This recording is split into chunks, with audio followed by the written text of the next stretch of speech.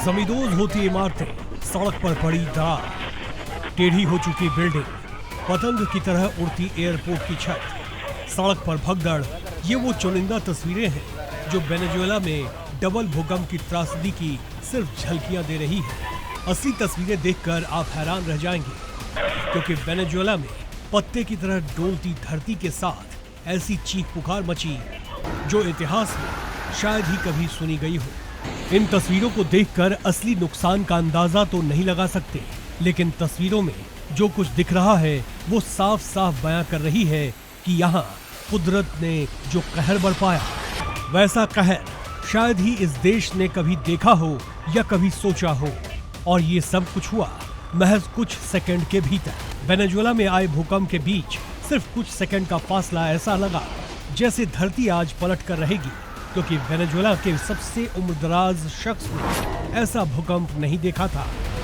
Venezuela में 126 साल बाद सबसे बड़े दो भूकंप की तरंगे इतनी जोरदार थी कि मानो वो कहना चाहती थी आज का ही दिन प्रलय का दिन है।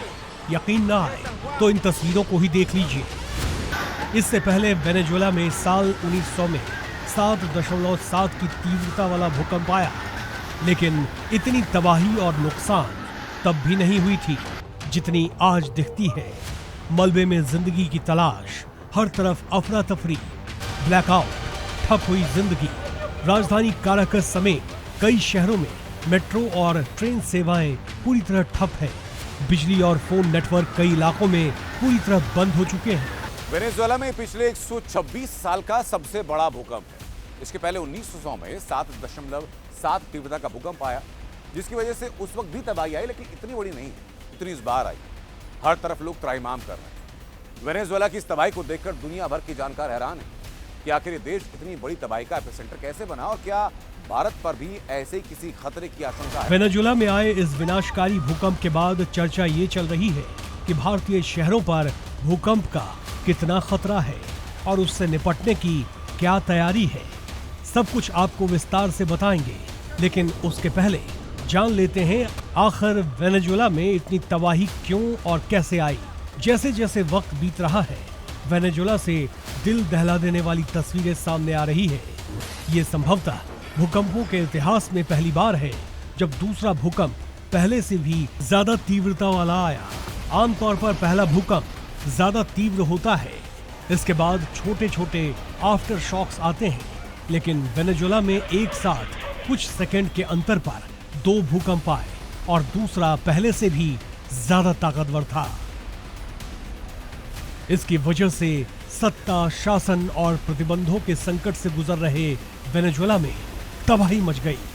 वेनेजुएला में भूकंप का पहला झटका 7.2 तीव्रता के साथ आया। इसका केंद्र काराकस से 160 किलोमीटर दूर था। दूसरा झटका तो और खतरनाक था। इसकी तीव्रता 7.5 थी। इसका केंद्र मोरोन शहर सिटी था, जिसकी वजह से यहाँ पर सबसे ज्यादा तबाही आई। भूकंप की वजह से वेनेजुएला के 7 से ज्यादा राज्य प्रभावित हुए। उनमें प्रमुख राज्य काराकस, मिरांडा ला गुआइरा, अरागुआ, काराबोबो, ट्रहियो प्रभावित हुए। चलिए अब आपको बताते हैं आखिर यहाँ पर इतनी तबाही आई क्यों। इसे समझने के लिए पहले वेनेजुएला की भौगोलिक स्थिति समझिए। ये दक्षिण अमेरिका के उत्तरी हिस्से में स्थित है। मैप में इसके ठीक ऊपर उत्तरी अटलांटिक महासागर और इससे जुड़ता कैरेबियन सागर है। यानी वेनेजुएला जितना जमीन पर स्थित है, उसके अंदर समुद्री प्लेट का क्षेत्रफल कहीं ज्यादा है। जब समुद्री प्लेट्स में मूवमेंट होते हैं तो भूकंप कई गुना खतरनाक हो जाते हैं। दक्षिण और मध्य हिस्सा दक्षिण अमेरिकी प्लेट पर स्थित है, लेकिन उत्तरी हिस्सा कैरेबियन सागर के प्लेट की सीमा पर है। कैरेबियन प्लेट और दक्षिण अमेरिकी प्लेट यहाँ पर टकराते हैं। कैरेबियन प्लेट पूर्व की दिशा में 2 सेंटीमीटर प्रति वर्ष खिसक रही है। इस वजह से दो प्लेट्स के बीच 3 फॉल्ट सिस्टम बन चुके हैं: बुकानो फॉल्ट, सेबेस्टियन फॉल्ट और एल पिलर फॉल्ट। इन तीनों फॉल्ट की वजह से ही वेनेजुएला में बड़े भूकंप आते हैं। यही वजह है कि वेनेजुएला में कहीं कहीं पर सड़क और संपर्क मार्ग ऐसे टूटा है कि राहत और बचाव दल का पहुंचना भी मुश्किल हो गया है। भूकंप का सबसे ज्यादा असर राजधानी काराकस के उत्तर में स्थित ला गुआयरा राज्य में हुआ। कई एक्सपर्ट तो मान रहे हैं कि यहाँ पर इस तबाही से मरने वालों का आंकड़ा ऐसा होगा जिसकी कल्पना तक नहीं की जा सकती।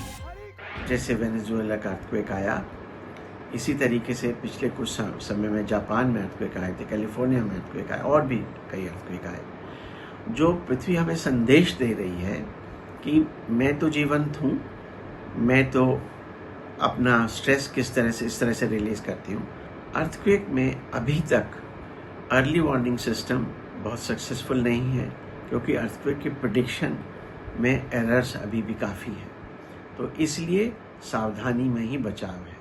कभी आपने सोचा है कि अफगानिस्तान के हिंदू कुश में जब भूकंप का सेंटर होता है तो दिल्ली से लेकर और बिहार तक की धरती हिल जाती है? यानी सैकड़ों किलोमीटर दूर सेंटर होने के बावजूद धरती के नीचे होने वाली हलचल का असर भारत में होता है। लेकिन ऐसा क्यों होता है? क्या इसके पीछे कोई खास वजह है या फिर ये यूं ही होने वाली एक सामान्य प्रक्रिया है? वेनेजुएला में आए भूकंप का भयावह वीडियो सोशल मीडिया पर वायरल हो रहा है।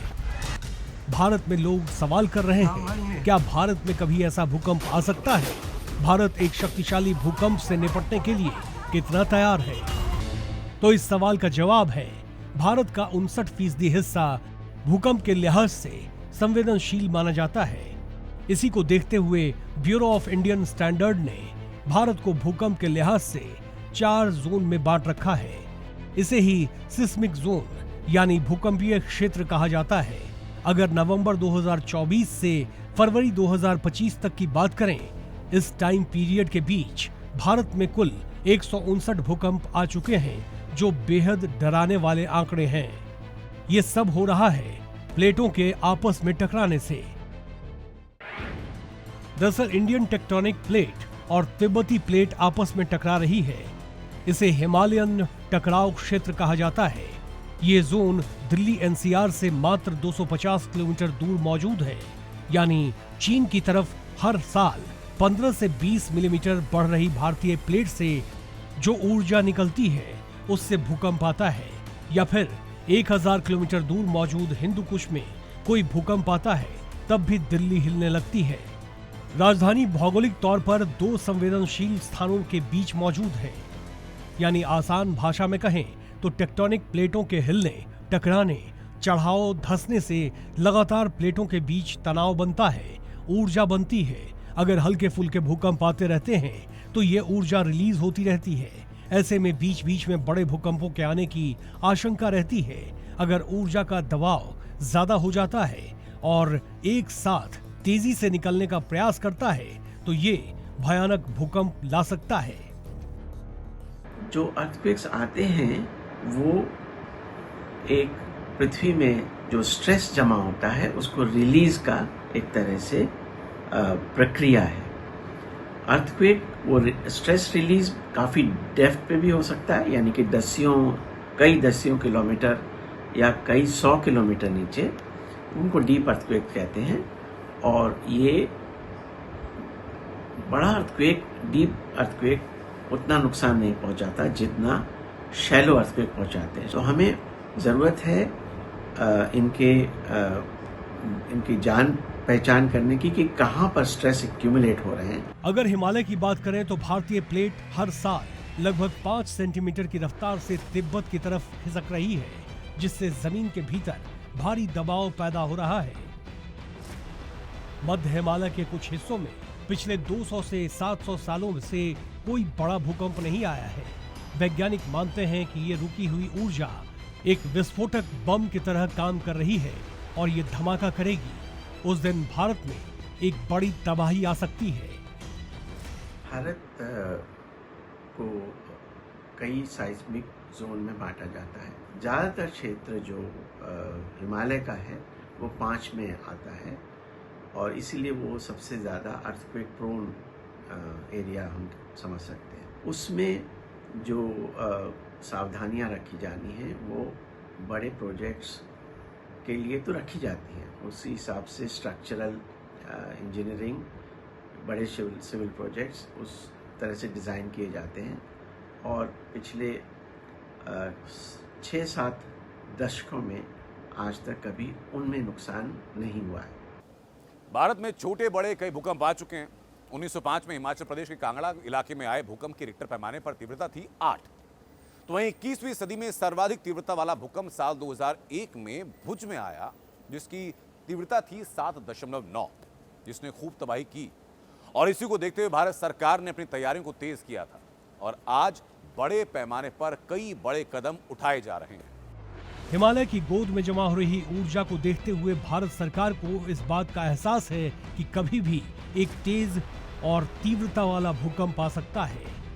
ऐसे में कई एहतियाती कदम उठाए गए हैं। उदाहरण के लिए 2014 तक अगर सिर्फ 80 सेस्मिक ऑब्जर्वेटरीज थी, 2025 तक वो आंकड़ा बढ़कर 168 हो चुका है।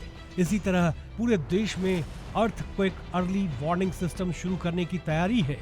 उत्तराखंड में तो साल 2021 में अर्थक्वेक अर्ली वार्निंग सिस्टम आ चुका है, जिसकी वजह से लोगों को पहले ही जानकारी मिल जाती है। अब एक तरफ तकनीक के सहारे भूकंप के खतरों से बचने की कोशिश है, तो वहीं दूसरी तरफ लोगों को जागरूक करना भी जरूरी है। इसी वजह से एनडीएमए ने इस साल मार्च में ही आपदा का सामना नाम से एक जागरूकता अभियान शुरू किया है, जो बताता है सरकार इन आपदाओं को लेकर कितना अलर्ट है।